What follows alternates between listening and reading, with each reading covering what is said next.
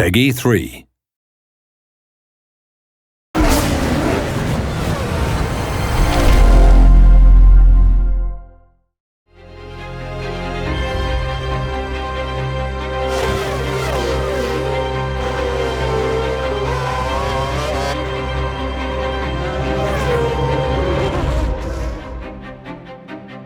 As people get more and more accustomed to Formula One, they want to notch it up. Every year we're learning something new, every year we're pushing to improve that experience.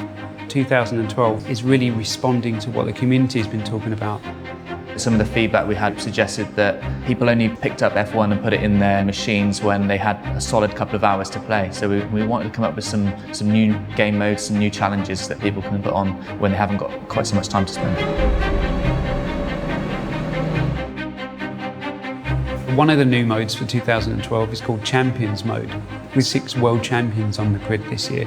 We thought it'd be interesting if we made a scenario mode about trying to beat each of those champions across progressively difficult challenges.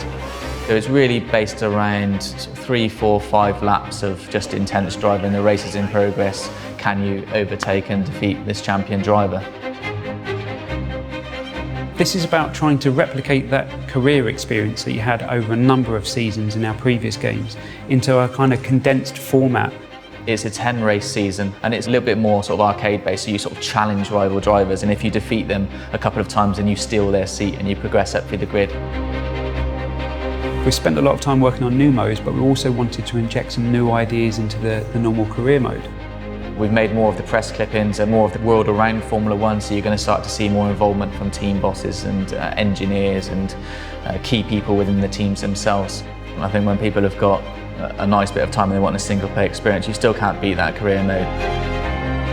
Multiplayer is a huge part of racing games, of the racing experience, that sort of will to compete against other drivers. So we've got lots of different game modes to cater for how much time you've got to race online. I think with Formula One people like the thought of qualifying and getting the grid and that sort of pressure of that environment. So we've introduced one-shot qualifying rather than one 10-minute session or 3 knockout phases. It's, you know, what can you do in one lap? That one lap's going to determine your grid position. So that adds a lot of pressure. 2012 really is something completely unique. This is about playing Formula One your own way.